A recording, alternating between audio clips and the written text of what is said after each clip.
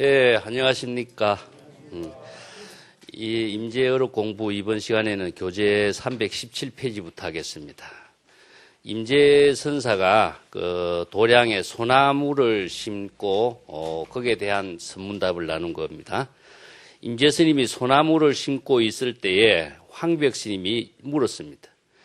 깊은 산 속에 소나무가 많이 심어 있는데 또 다시 소나무를 심어서 무엇 하겠는가 하니까 임재 스님은 첫째는 선원의 주변 환경을 잘 만들고, 둘째는 후인들에게, 후배 선수행을 하는 사람들에게 표방이 되도록, 즉 길 안내가 되도록 하기 위한 것입니다. 이렇게 이야기했어요. 이제 소나무를 많이 심으면은 선원의 환경이 이제 청정하게 되는 것인데, 특히 소나무라고 하는 것은 송백지조라고 여러분 잘 아시는 것처럼 항상 계절의 변화가 없이 항상 푸르름을 가지고 있죠. 그래서 공자도 송백지조의 청정함을 항상 강조했고, 또 추사도 여러분 잘 아는 것처럼 제주도 귀향살이 하고 있을 때 그 자기 제자가 보내준 책에 고마운 뜻을 그린 것이 그림이 세한도라고 있죠. 세한도라고 하는 것은 아주 추위에 소나무가 조금 더 변함이 없는 그런 모습을, 그래서 선에서는 이것을 여여부동의 경지라 그럽니다. 마음이, 불심의 마음이 항상 어떤 대상 경계나 시절, 이 기후에도 변화되는 것이 없이 항상 본래 그대로의 모습으로 작용하고 있는 그것을 상징화하는 겁니다. 그래서 이제 주변 경치도 청정하게 하고 청정한 도량으로 만드는, 불심의 지혜 도량으로 만드는 그런 의미가 하나 있고, 또 하나는 그건 소나무의 청정한 그 생명활동 그 자체가 바로 제법이 여여하게 작용하고 있는 세계를 그대로 제시하기 때문에 제법 후학들이 불법 공부하는데도 항상 이 정신으로 바른 지혜를 체득하고 열애와 같은 경지를 이루도록 하기 위해서 소나무를 심는다, 이렇게 이야기했습니다. 그러고 나서 이제 괭이로 땅을 3번 탁탁 찍었습니다. 자신의 그런 입지를 이제 밝히고 있는 거죠. 그러니까 황벽 스님이 말하기를, 그렇지만 그대는 이미 나의 30방망이를 맞지 않았는가. 이것은 황벽 스님의 문화에서 임재가 수행할 때에 불법의 대의가 무엇입니까? 이렇게 질문했을 적에 3번이나 방망이를 두드려 맞은 이야기죠. 수행 시절의 의미를 이야기하고 있습니다.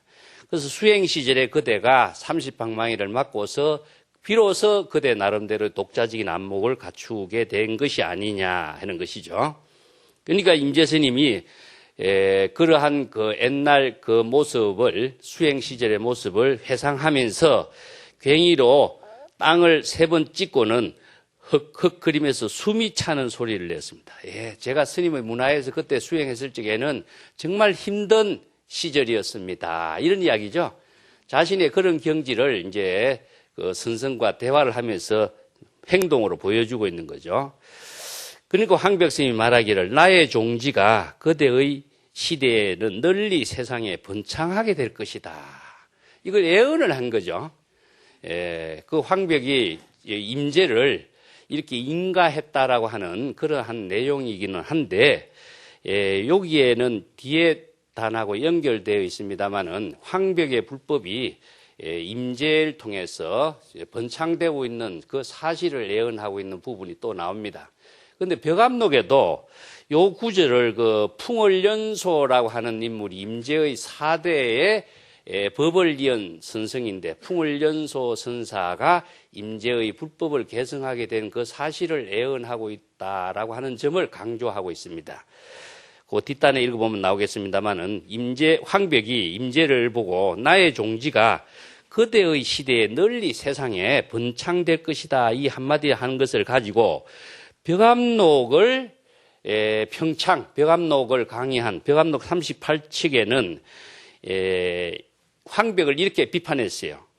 어린애를 귀엽게 여기는 그 할아버지가 말이지, 자신의 부끄러운 줄을 모르고 자신의 행동을 전혀 부끄럼도 모르고 이렇게 말하는, 행동하는 것과 같다. 임재라고 하는 자기 제자를 너무 아끼고 귀여워하는 입장에서 황벽이 자신이 주책을 부리고 있다 이겁니다.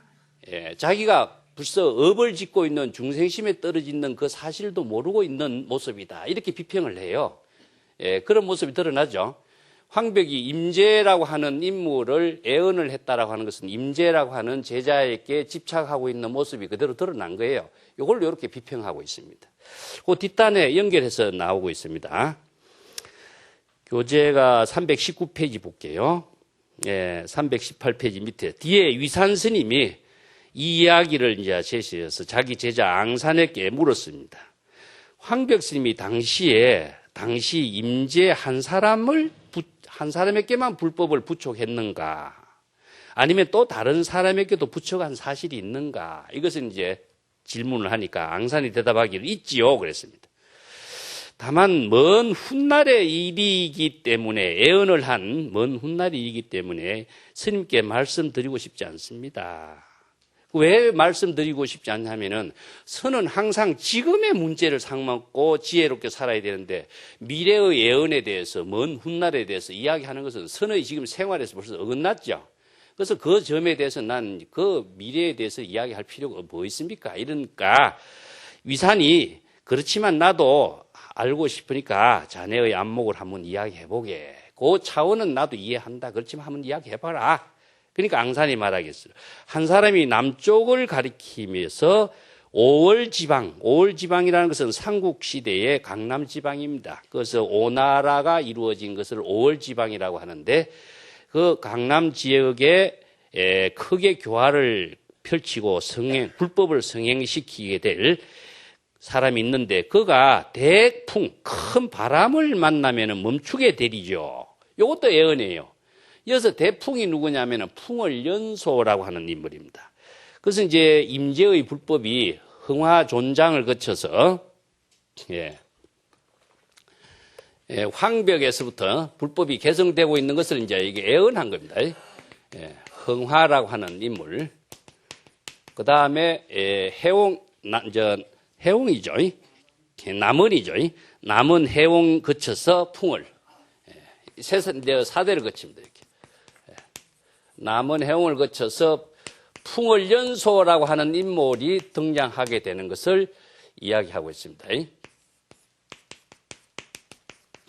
이 풍월연소라고 한 사람이 이제 임재의 가풍을 다시 부흥시킨 인물이에요. 그래서 풍월연소의 예언을 이렇게 하고 있는 모습으로 이 일단을 이야기하고 있는데 풍월연소 선사는 벽암록에 보면은 그 38척에 풍월 선사가 설법한 내용이 조사의 시민은 철우지기와 같다 이런 유명한 법문을 하고 있습니다. 그 인물인데 임재의 가풍을 개송한 사람이죠. 그 벽암록 38척에 조사의 시민은 철우지기와 같다 이런 말을 씁니다. 철우지기란 말이 이제 선어록에서 이 풍월연소 때문에 주목을 하게 된 거죠. 철우지기란 말. 이 조사의 시민이란 말도 이해하기가 어렵지만은 철우지기도 이해하기가 좀 어려운 용어죠. 선에서 이제 자주 쓰고 있는 말인데, 풍월연소 선사가 조사의 시민은 철우지기와 같다 이런 법문을 하니까 이제 거기에 대한 이제 선문답을 통해서 38쪽에서 이야기하고 있는데 시민은 무엇이냐 하면은 마음으로 찍은 도장이니까 마음으로 쓰는 지혜 작용을 말하죠. 그래서 이제 질문을 해요. 도장을 찍으면은 도장이 딱 종이에 붙어가지고 쓸모가 없게 되고 도장을 떼게 되면은 차별에 떨어져요. 그러면 찍어서 그대로 둘 수도 없고 뗄 수도 없는데 이 지혜 작용을 어떻게 펼쳐야 될 것인가 이런 질문을 해요, 제자들에게. 이거 딜레마죠. 자, 가도 되고 안 가도, 이제 가도 걸리고 안 가도 걸리고 하는 이 두 가지의 차별 경계를 그대는 조사의 지혜로서 어떻게 펼쳐야 될 것이냐. 이것을 질문을 하고 있습니다. 굉장히 어려운 선문답이죠. 그 질문을 하니까 이제 철우지기와 같다. 철우라고 하는 말은 중국의 황하가 흘러가는 가운데 하북과 하남이 있습니다. 그래서 중국의 이제 우왕이 황하의 그 치산치수를 하면서 큰 쇠로 만든 소를 한 마디 만들었는데 머리는 하남에 있고 다리는, 꼬리는 하북에 걸쳐 있다. 이런 전설이 있어요. 그래서 이제 황하가 흘러가게 되기는 그 경지를 이야기하는데, 그 황하를 중심으로 해서 지난 시간에 내가 이제 거령신의 이야기도 한번 했죠. 무심하게, 예? 손을 올려서 쪼개서 황하가 그 속에 물이 흘러가게 했다는 이야기가 있는데, 여기도 이제 철우도 하북과 하남 사이에 황하가 흘러가는 그 사이에 소가 치산 치수의 입장으로서 소를 만드는 것이 철우다. 이 철우를 소를 말하죠. 그래서 이제 중국 선에서는 지난번에 했지만은 목인이라든가 성녀라든가 이런 비유를 해요. 그러면 철우나 모구 성녀라고 하는 것은 무심의 경지를 말하고 있습니다. 무심의 기는 무엇이냐? 지혜작용. 그래서 무심이라고 조사의 마음 쓰면 무심의 경지에서 지혜작용을 펼치는 것과 같다. 이걸 진공묘유를 이제 무심의 경지에서 지혜를 펼치는 것이다. 이렇게 씁니다. 그 경지에 법문을 한 사람이 이제 풍을연수 선사입니다. 그래서 마음의 그 동료가 앞에 임재가 소나무를 심었다라고 하는 그 상징 그 자체는 무엇이냐면은 여여부동한 경지라 그랬죠. 항상 푸르름의 지혜작용이 여여부동하게 작용하는 열애의 모습을 상징한 것처럼 조사의 시민도 항상 차별 분별심에 초월해서 일체의 번뇌 망념이 없는 경지, 즉 무심의 경지입니다. 이게. 무심의 경지라고 하는 것은 마음이 없는 세계가 아니고 번뇌 망심이 없기 때문에 무심은 무엇이냐 하면은 진심이 되는 겁니다. 진여의 지혜가 작용하는 것을 철우, 목인, 성녀 이 경지의 작용이다. 그래서 진공, 지혜작용은 묘유죠. 진공묘유의 작용을 펼치는 것이 바로 조사의 시민이다. 그래서 부처님이 불법을 조사들께 전한 그 이심전심의 불법의 내용도 역시 이 경지의 법문, 불심의 지혜작용을 펼치는 그 법을 전한 것이다. 이 이야기입니다. 그 다음 단 넘어가겠습니다. 320쪽에 가면은 덕산화상가의 이제 임재와의 그 대화가 있습니다. 임재 스님이 덕산 선사를 모시고 옆에 서 있는데 덕산 스님이 말했습니다. 오늘 참 피곤하구만. 피곤하단 말을 썼습니다. 이게 임재 스님이 말하기 이 노장이 무슨 잠꼬대를 하고 있는기요 이런 말이에요. 피곤하다고 하니까 사람이 나이 들면 좀 피곤하고 일상생활하면 좀 피곤하다 이런 말은 생활하는 가운데 자연스럽게 쓰는 말입니다. 그런데 선문답에서는 이것이 문제가 돼요. 그러니까 임재선이 무슨 잠꼬대를 하느냐 이거야. 피곤하단 말을 하니까. 여기서 덕산 스님이 곧바로 방망이로 임재를 쳤어요. 이 녀석이 진짜로 제대로 알고 이런 말을 하는가, 제대로 알지 못하고 이 한마디를 하는가 확인하는 말에서 한마디를 치니까 임재 스님이 덕산화상 앉아있는 선상을 그냥 곧바로 발로 차서 넘어뜨려 버렸어요. 그런 이야기가 임재와 덕산의 그 어떤 성기의 모습이 나타나는데 여러분 이 이야기 들어보면은 뭐 두 사람이 무슨 쇼를 하는 것 같기도 하고 그렇죠? 왜 이런 대화를 했을까? 이게 서문답은 좀 까닭을 알지 못하는 의미가 있어요. 그렇지만 법으로 읽어야 됩니다. 피곤하다라고 하는 말은요, 누가 피곤하다고 이야기합니까, 지금? 예? 덕산이 피곤하다 그랬죠? 그러면 여기서 덕산의 몸이 피곤한 걸 말할까요? 덕산의 본래인이 피곤하다고 말할까요?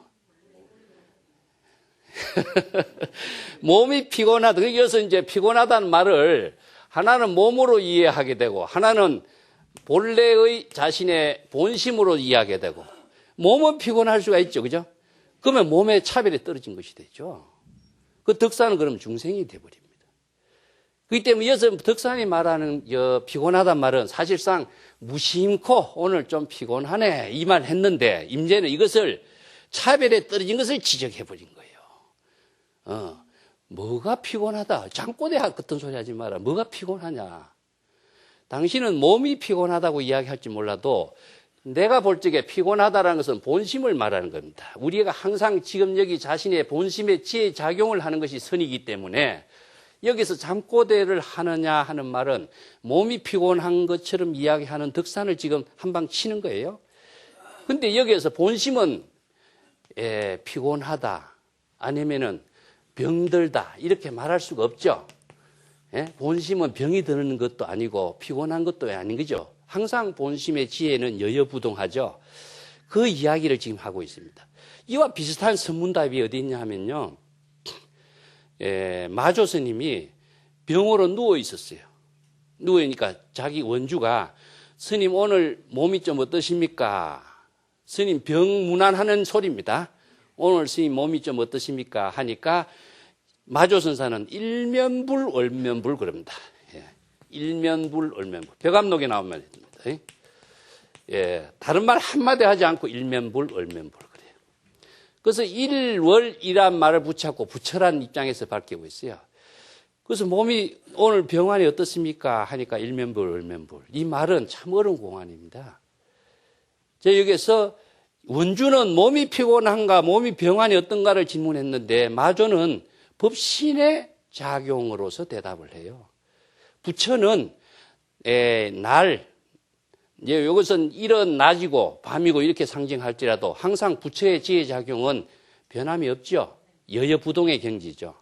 항상 여여부동한 그 경지에서 인내에 있는 자신의 본래인의 지혜 작용 입장에서 병든 입장을 밝히지 않고 있어요. 이거 말은 무엇이냐? 여러분 병 이야기하면 유마거사 이야기 나오죠? 유마거사가 병거사라 그럽니다. 병든 거사라. 그것을 모방한 추사도 이제 자기가 병거사 이런 칭호를 붙이는데, 아난이 부잣집에 걸식을 하러 가요. 유마경에 보면은. 그 부잣집에 우유를 걸식하러 가는 겁니다. 그런 모습을 보고 유마가 아난에게 질문을 던져요. 뭐 때문에 걸식을 하고 있냐? 아, 부처님이 병으로 지금 누워 있어서 내가 우유를 좀 걸식해서 부처님 우유죽을 끓여 드리려고 합니다. 이 사람 큰일 날 소리 하고 있다. 외도가 들으면은 자네 말을 어떻게 듣겠느냐. 부처님이 어떻게 병으로 누워있다고 이야기하냐. 이런 이야기합니다. 그 아나는 부처가 어떤 부처의 육체의 병을 보는 거죠. 유마는 뭘 봅니까? 본심의 병을. 그래서 부처는 피곤한 것도 없는 경지고 부처는 병든 경지도 초음 경지이기 때문에 부처는 건강불개신이다. 이런 말씀입니다. 우리의 법신은 그래서 건강불개신이라. 건강 다이아몬드와 같이 몸이 깨어지지 않는 경지를 우리가 법신이라고 하는데 어떻게 부처님의 몸이 병이 들었다 이런 말을 할 수가 있느냐. 이게 아난이 안목이 없는 모습이 드러난 거죠. 그래서 유마가 아난을 꾸짖어요. 이런 유마의 안목이 어느 만큼 뛰어나는가에 나타나요. 이런 대화가 사실상 유마경의 선문답의 구조적인 형태로서 드러나요. 여기도 지금 피곤하다. 뭐가 본래인이 피곤하다, 피곤하지 않다 그런 장꼬대 같은 소리를 하느냐. 이게 이제 임재가 덕산에 무심코 한마디 던진 말을 치는 겁니다. 그러니까 덕산이 곧바로 방망이로 쳤어요. 이놈 보통 놈이 아니다. 그래서 덕산이 이제 방망이로 치니까 임재 스님은 덕산 스님이 앉아있는 선상을 넘어뜨려요. 여기에서 이제 두 사람의 경계가 같은 입장에서 그만두었다라고 하는 것은 두 사람의 경지가 그러면은 두 사람의 지혜의 작용을 펼친 그것을 서로 인정했으니까 더 이상 이 문제를 갖고 거론할 필요가 없죠. 그래서 이제 이에 대한 선문답이 끝난 것을 이야기합니다. 자, 그 다음 단 노동의 보청이라는 것은 노동인데 노동에 대한 이야기가 또 나옵니다. 임재 스님이 대중과 함께 노동을 하면서 괭이로 땅을 파는 일을 하다가 황벽 스님이 오는 모습을 보고 괭이를 세운 채로 그대로 서 있었습니다. 그 노동을 하는 것이 이제 중국 선언에서는요, 그냥 농사 일을 하는 것이 아니라 생산 노동을 했습니다. 그 중국의 그 조사선의 세계가 불교의 역사에서 종교 개혁이라고 할 수 있는 것이 이 노동법을 수용하고 있다는 겁니다. 원래 노동 땅을 파고 나무를 자르고 하는 것은 계율에 위반되는 사항이기 때문에 출가인으로서는 이 일을 하지 못하게 돼 있어요. 그래서 인도의 전통적인 출가인은 걸식만 하게 돼 있습니다. 그래서 쌀, 곡식을 사찰에 두지 말고 재배도 하지 말고 걸식만 해서 아주 도를 행하는 일에다만 전념하게 돼 있는데 중국에 오니까 풍토가 다르죠. 그래서 자연히 산중에서 사찰이 이루어지다 보니까 곡식을 사찰에다 두게 되고 곡식이 또 맨 처음에는 국가에서 많은 지원을 받아서 사찰이 운영됐을 적에는 이런 농사를 안 했습니다. 안 했는데 노비를 두어서 농사를 하거나 이런 경우는 있었는데 선원이 유론에서 독립을 해요. 이 독립이라고 하는 건 무슨 뜻이냐 하면은 전통적으로 선원의 형태가 부처님을 모시지 않았다고 그랬죠. 법당만을 두었다. 법당이라는 것은 조실 스님이 그대로 법을 설하는 곳이 법당입니다. 지금 우리가 지금 법당 여기는 일반적으로 부처님을 모시고 법당이라고 하는데 중국 선원에서는 유런에서는 부처님을 모시고 하루에 6시행도 하루 6번 법당에 올라가서 참회 정진을 하는 의식이 이루어져 있어요. 6시행도란 말씀입니다. 우리가 기도할 적에 4분 정건을 해서 법당에 올라가서 정건을 하는 것도 하루에 2시간씩 하면 8시간 법당에서 정건을 하게 되는데 출가 수행자들의 모든 기본 생활이 인시 새벽 5시 전에 일어나서 저녁 9시까지 잘 때까지 모든 생활이 참회를 하거나 기도를 하거나 애참을 하거나 이런 생활이 수행 생활이 전부였었어요. 그러다 보니까 이런 생활을 하다 보니까 선수행자들이 여기에 대해서 언제 우리가 불법의 지혜를 바로 깨달아서 독자적인 깨달음의 삶을 실현할 수 있는 불교의 정신을 언제 펼칠 수 있겠느냐.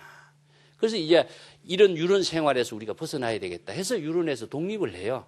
독립을 하다 보니까 자연적으로 후원자가 맨 처음에 없죠. 그래서 땅을 개간합니다. 땅을 개간했기 때문에 괭이라든가 이런 것을 갖고 농사를 지어가서 생산 노동을 하는 작업자족을 하는 생산 노동을 한 것을 보청이라고 합니다. 이 보청이라는 것은 한 사람도 대중이 빠짐없이 노동에 참석해야 하는 의무 규정의 하나입니다. 그래서 이제 선언에서 독특한 의무 규정이 이 보청법이라는 겁니다. 그래서 백장청교에서 맨 처음 여러분들 하루 일하지 않으면 하루 먹지 않는단 말이 그래서 나와요. 그래서 백장이 하루에 일을 하러 가려니까 노인네가 일하는 모습이 보기가 딱해서 원주가 백장 스님이 사용하고 있는 노동 도구를 감추었어요. 그래서 일하러 가지 않았다. 그래서 그날 하루에 공양을 하지 않았어요. 그래서 나도 대중과 같이 노동을 하지 않았기 때문에 나는 일을 하루를 굶는다 하는 그런 정신이 선성의 생활 속에서 대중과 똑같은 노동을 한 것이 드러난 거죠. 그래서 백장청규에서 보청법이라고 하는 것은 종교개혁입니다. 계율의 조목까지도 의식에서 탈피하고 현실에서 생산적인 지혜작용, 지혜로운 생활 그 가운데서 노동법을 펼친 교단이 우리 불교의 역사에서는 조사선에서 처음 이루어집니다. 이것이 이제 보청법으로 나타난 거죠. 노동을 하면서 대중들하고 괭이로 땅을 파는 일을 하다가 황백스님이 오늘 보고 그대로 괭이를 세운 채 서 있었습니다. 황백스님이 이 녀석이 지쳤나 이런 말합니다. 여기서 이 녀석은 뭘까요? 임재 사람을 가르칠까요? 누구를 가르칠까요? 항상 선문답에서는 사람을 가르친다면 황백은 임재라고 하는 명상에 집착된 중생이 되죠. 그래서 이 사람, 이곳, 여기 이런 말은 본래인을 이야기합니다.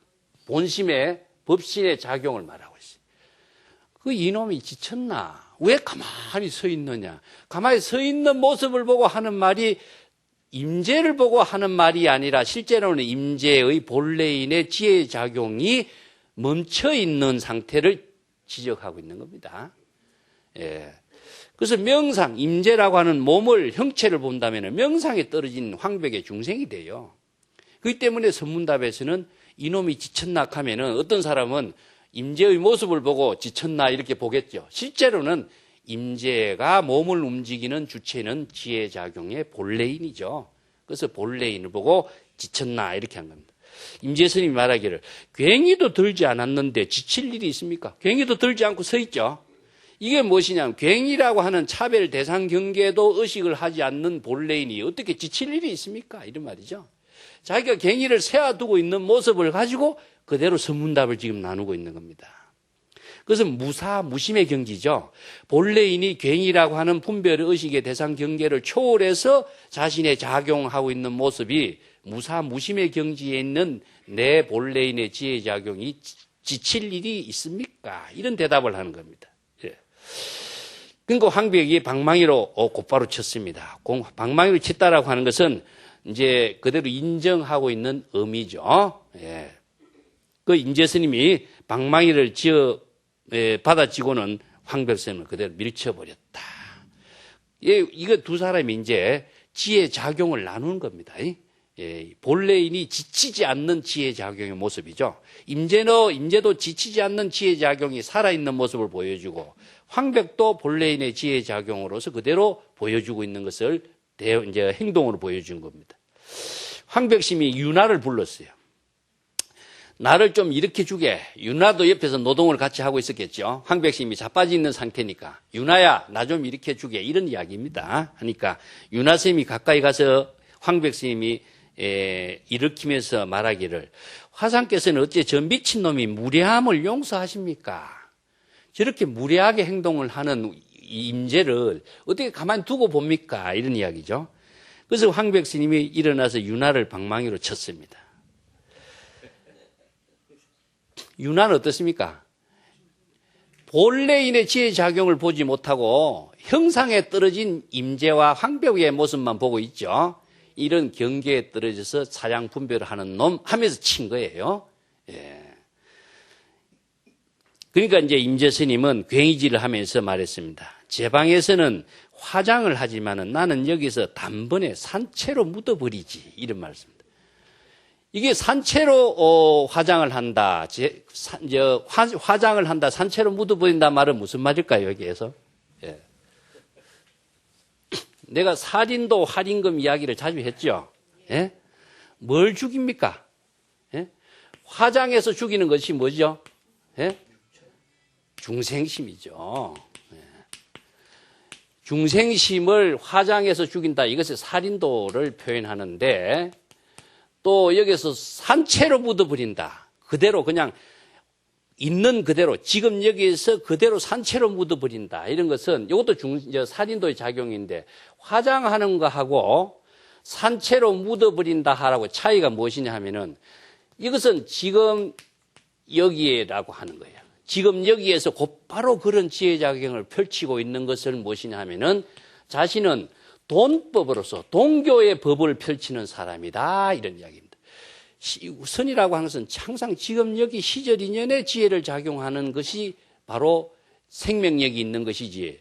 지금 여기를 떠나서는 벌써 차별 분별적인 사고가 돼요. 그래서 화장을 한다 하면 어떻게 됩니까? 화장터에 가야 되고 준비를 해야 되고 태워야 되고 이런 몇 가지 절차가 남죠.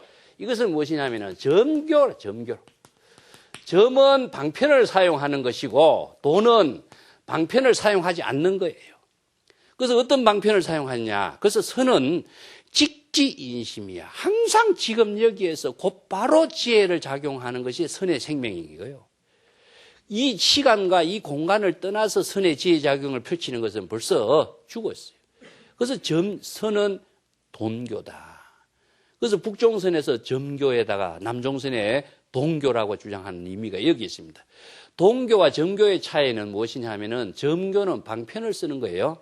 방편은 법화경에서 삼성의 방편이 일성의 진실로 되돌아가게 하는 법문이 이게 방편의 법문입니다. 성문영각 보살의 가르침을 중생의 근기에 따라서 다양한 방편을 쓰지만은 궁극적으로는 일성의 진실의 깨달음으로 되돌아가게 하는 것이 불법의 근본 가르침의 정신이에요. 그래서 방편을 사용하는 것과 사용하지 않는 것은 선에서는 지금 여기 지혜를 곧바로 작용하는 것과의 차이가 전과 돈의 차이라고 합니다. 화엄경에서 53선지식이 선제동자가 53선지식을 차례차례로 방문하는 것이죠. 이것은 무엇이냐면 방편을 사용하는 거예요. 선지식 한 사람 한 사람이 가지고 있는 지혜를 전부 다 점차적으로 배워 익혀서 자신이 등각, 묘각의 경지를 이루는 그런 가르침을 점교라고 합니다. 그 선에서는 불심의 지혜를 지금 여기에서 곧바로 시절 인연을 작용할 수 있는 능력을 펼치는 것이 선이다. 그래서 이 임재가 나는 산채로 곧바로 물어보듯이 화장 같은 거 안 한다. 이런 말 그랬었습니다. 그 뒷장에 보겠습니다. 뒤에 위산 스님이 앙산에게 질문했어요. 황벽 스님이 윤화 스님을 방망이로 때린 것은 무슨 의도인가 하니까 앙산 스님이 말하기를 진짜 도둑은 도망가고 뒤쫓아가던 사람이 얻어맞은 꼴이지요. 이 진짜 도둑은 누구죠? 임재죠. 이게 진짜 도둑은 무엇이냐 하면은 황벽의 불법을 완전히 훔친 도둑 임재는 도망가버리고 황벽의 불법을 제대로 훔치지 못한 도둑, 따라다니던 도둑은 방망이를 맞은 꼴이다. 이런 이야기입니다. 그 선에서 도둑 이야기가 자주 나오는데 이것은 도덕의 악지혜라고 그럽니다. 도둑의 지혜는 악지지만은 아무리 많은 경찰이 도둑을 잡으려고 해도 잡기 어렵다. 이런 말에서는 도둑에다가 비유를 한 겁니다. 남의 것을 완전히 훔쳐서 자기 것으로 만드는 사람. 이런 도둑의 기질이 아니고는 불법 공부, 참선 공부 제대로 못한다. 이런 말로서 이제 이 비유를 자주 쓰고 있습니다. 자, 곧 다음 단 보겠습니다.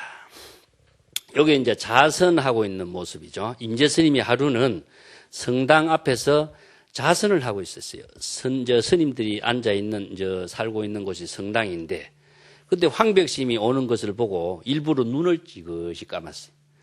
앉아있다라고 하는 것을 자선이라고 하는데, 보통 자선하고 있는 그 모습의 본질이 조사선에서 자선은 무엇인가가 여기에 드러나요. 그걸 조금 이따 설명하겠습니다. 황벽 스님이 눈을 지그시 떴다가 눈을 다시 감는 임재의 모습을 보고 이렇게 그래 하면서 좀 두려워하는 기색을 펼쳤어요. 이건 뭐냐 하면은 눈을 감았다가 뜨는 것은 무엇이냐면 지혜의 작용이 살아난 거죠. 이것을 살인도 활인검의 작용을 펼치는 임재를 보고 황벽이 그러한 모습을 조금 두려워하는 그 자세를 피하는 겁니다. 그리고 곧바로 방장실로 되돌아갔는데 임재 스님은 황벽 스님을 따라서 방장실로 가서는 여기서 감사의 예의라든가 사죄의 예의라든가 그 관계없이 예의를 올렸어. 조금 전에 스님과의 그 행동으로 보여준 그 선문답에 대해서 자신이 이제 인사를 올리는 것입니다. 말합니다. 근데 그때 마침 수자가 황벽 스님 곁에서 스님을 모시고 서 있었는데 황벽 스님이 말했어요. 이 스님, 임재를 지칭하죠. 이 스님은 비록 젊지만은 제법 본분사 일을 잘 알고 있다. 이런 말을 했어요. 시자에게 황벽이 임재를 칭찬한 말이죠. 이게 무심코 칭찬한 말입니다. 이 말은. 그러니까 수자가 말하기를 화상께서는 적당히 저 젊은 임재 스님을 인가하려고 합니까? 그 임재 스님을 인가하려고 그런 말씀을 하십니까? 이런 이야기죠. 그러니까 황벽 스님이 스스로 입을 한번 지어 박았습니다. 왜 입을 지어 박았어요? 지금 여기 자신의 일도 철저하게 하지 못하면서 임재를 인가한다라고 하는 것은 자신의 허물이 드러난 거죠. 임재라고 하는 대상 경계를 두고 인정을 한 것은 자신의 지금 본분사를 잃어버린 거죠. 이것을 지금 지적한 겁니다. 그러니까 수자가 알았으면 다행이죠. 이런 말을 합니다. 여기서 황벽이 임재를 칭찬하는 말 그 자체가 무심코 칭찬하는 말이 황벽이 임재라고 하는 제자에 대한 대상 경계에 떨어져서 자기의 본분사를 잃어버린 걸 말합니다. 이게 뭐냐 하면은요, 불교에서는 이게 번뇌장이라고 이런 말을 쓰는데, 번뇌장이라고 하는 것은요, 여러분들이 경험 이전에 일어나는 일도 있어요. 어떤 사물을 보고 좋고 나쁜 생각이 금방 일어나죠? 이 불법을 알고 모르고 관계없어요. 그런데 불법은 그럼 어디 쓸모 있느냐? 번뇌가 일어난 사실이 내가 중생 차별심에 떨어진 사실을 자각하는데 불법은 쓰여요. 그래서 중생심이 번뇌가 일어나지 않을 수가 없어요. 우리의 삶이라고 하는 것은. 일어나지 않는 번뇌를 일어나지 않도록 하는 것은 이 불법을 모르고 자신의 지혜를 쓸 수 있는 능력이 없는 사람이에요. 근데 참선 공부할 적에 번뇌 일어나지 않도록 참선 공부를 시키죠. 이건 잘못된 참선 공부예요. 참선은 번뇌가 일어난 것을 불법의 지혜로 스스로 치료할 수 있는 능력을 구족하는 것이 참선 공부입니다. 이게 뭐냐? 알았으면 되었다. 이런 말이요. 망념이 일어난 사실을 자각한다라고 하는 것이 선성의 살림살이에요. 예. 그렇기 때문에 이어서 좌선이라고 하는 것은 그냥 앉아서 그럼 뭘 합니까, 여러분? 좌선이라고 이야기하는데 화두를 참고하는 것이 좌선입니까? 하루에 선언에서는 사시좌선을 합니다. 4번 좌선을 하는데 이 4번 사시좌선이라고 하는 것은 아침으로 2번, 저녁으로 2번입니다. 그래서 낮에는 뭐 했습니까? 처음 노동을 했어요. 그래서 한 번 좌선하는 시간이 한 40분 정도 좌선을 하는데 좌선은 선성에 설법하는 내용을 자신의 지혜로 완전히 만들기 위해서 확인하는 작업을 좌선이라고 합니다. 불법으로 확인하고 불법으로 사유해서 자신의 지혜로서 활용할 수 있는 능력을 체험하고 그러니까 불법의 지혜를 자기 지혜로 만드는 것을 좌선이라고 합니다. 그래서 이제 좌라고 하는 말을 쓰니까 전부 다 앉아서 하는 것이 좌선이다 하지만 행주좌화가 전부 다 자가 되는 것이 왜 자냐 하면은 좌선은 본심의 지혜를 작용하는 것을 좌선이라고 한다. 이걸 꼭 기억을 하셔야 돼요. 그래서 부처님이 대통지성불이 10급이라는 긴 세월의 좌도량에 앉아있다 이런 말씀입니다. 예. 그러면 부처님이 법당에 앉아서 깨달음의 경지에 앉아서 좌선하는 건 아니죠. 그래서 이걸 정좌처라고도 이야기해요. 예? 정좌처라고. 정좌라고 하는 것은 항상 자신이 본심의 지혜로 작용하는 것을 좌선이라고 한다. 그래서 좌선이라고 하는 것은 행주좌화의 문제가 아니라 항상 본심의 지혜로 불법의 지혜로 자신의 중생의 병을 치료하는 그 지혜 작용 이것을 바로 우리가 좌선이라고 그러지 좌선하면서 뭐 하냐 예를 들어서 여러분들 입정이란 말 많이 씁니다. 입정 내가 전에도 자주 이야기했습니다만 좌선한다고 죽비를 떡 치고 입정하고 입정을 하는데 입정하면 어떻게 하는 게 입정입니까? 그래 앉아있고 가부좌 틀고 앉아있는 거 입정이라고 생각하죠.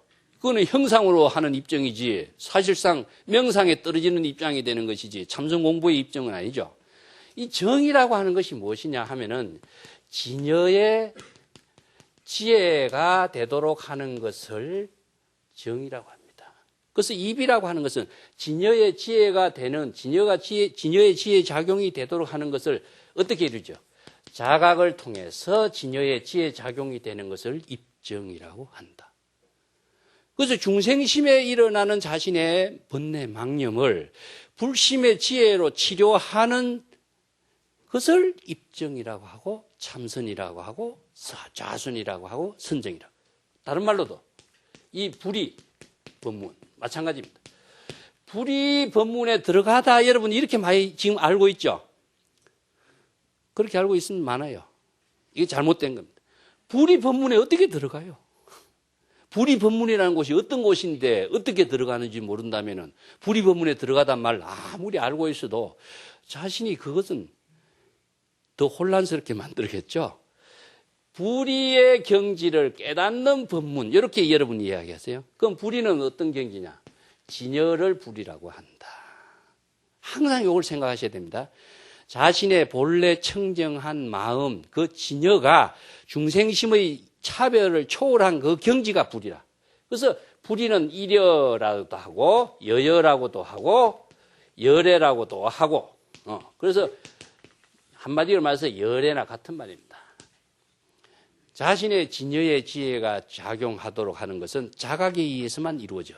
내가 불교에서 방편의 모든 가르침의 법문은 두 가지가 있다고 그럽니다. 하나는 방편 법문의 모든 구조는 하나는 방향이라고 그랬죠. 방향은 어디입니까? 중생심에서 본심으로 되돌아가는 방향. 중생이 되는 방향으로 가르치는 것은 이 불법을 제대로 가르치는 거 아니다 이거죠. 이렇게 깨달음을 얻어라, 한 소식 얻어라, 지혜를 얻어라, 도를 얻으라고 하는 사람은요. 마음 밖에서 그걸 얻으라고 하는 것이기 때문에 방향이 우선 어떻습니까? 밖에서 얻어야 되니까 잘못됐죠. 이건 불교의 모든 수행은 본래로 되돌아가는 방향이다. 내가 법 하나 이야기했습니다. 본래로 되돌아가는 거, 숲에서 집으로 되돌아가는 거. 항상 본래로 되돌아가는 것이기 때문에 중생심은 바뀌요. 본심과 진심은 아니에요. 그렇기 때문에 중생심에서 본심으로 되돌아가는 것이 방향입니다. 두 번째는 어떻게 되느냐. 방법인데 이 방법은 어떻게 되냐면 자각을 통해서만 이루어집니다. 예. 자각을 통하지 않고서는 이 방법을 이룰 수가 없어요. 이 연불수행 한번 여러분 내가 자주 이야기하는데 나무아미타불 한번 해보세요. 나무아미타불 자신의 목소리 들리죠? 자신의 목소리를 자각하는 것, 듣는 것이 자각인 겁니다. 그래서 연불 하는 그 자체가 바로 연불방편으로서 연불삼매를 이루게 되는 것인데 연불삼매는 바로 자각을 통해서 이루어지는 것이 바로 진여의 지혜예요. 그래서 입정이나 불이법문이나 연불삼매나 똑같습니다. 불교의 수행 체계는 이렇게 이루어지는데 이것을 다른 데서 어두움과 깨달음을 구한다, 도를 구한다 이렇게 해서 전부 다 엉뚱한 곳에서 도를 구하는 잘못된 길에서 헤매는 사람이다 이겁니다. 그래서 본래의 지혜작용을 펼치는 것이 좌선이다. 그래서 이 지혜작용을 어떻게 펼쳐야 될 거냐 하면은 방편법문을 통해서 지혜를 체득하는 공부를 불교인이 해야 돼. 그래서 방편의 법문이라고 하는 것은 자신의 중생심의 병을 치료하는 모든 가르침의 지혜 법문이에요. 그래서 연불수행도 방편을 통해서 자신이 중생심을 치료하는 거죠.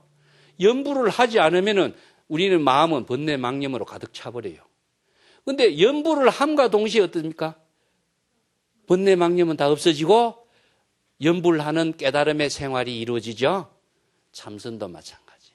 그 가나선에서 무자화두라는 방편을 또 제시하는 거예요. 무자화두를 참고함으로 해서 자신이 중생심의 모든 번뇌 망념이 다 소멸되고 깨달음의 지혜, 자각적인 지혜 작용이 이루어지죠. 이것을 바로 우리가 좌선이다, 참선이다, 수행이다 이런 말 하는 겁니다. 그냥 가만히 있고 아무 생각이 없으면 이것을 무기라고 그래요. 무기라고 하는 것은 자신이 멍청하게 바보로 사는 거예요. 우리가 지혜를 작용하는 능력을 구족하기 위해서 불법을 배우고 연불수행, 참선수행 하도록 이야기하는 것이지 멍청하게 살려고 불법 공부하는 사람 아무도 없어요. 항상 우리는 지혜작용 그 자체가 자신의 왕성한 생명활동을 통해서 자신의 독창적인 삶을 실현하는 힘, 그것을 만드는 그 공부다. 그래서 자성공부, 참선공부, 연불공부, 강경공부 모든 공부가 자신의 지혜를 만드는 공부요. 깨달음을 이루는 공부요. 공덕행을 만드는 공부요. 삼업청정을 통해서 업장을 소멸하는 공부다. 이 공부를 하는 것이 자신의 삶을 만드는 공부지 남을 위한 공부 아니라는 사실을 잘 아셔야 됩니다. 자, 오늘 이야기를 마치겠습니다.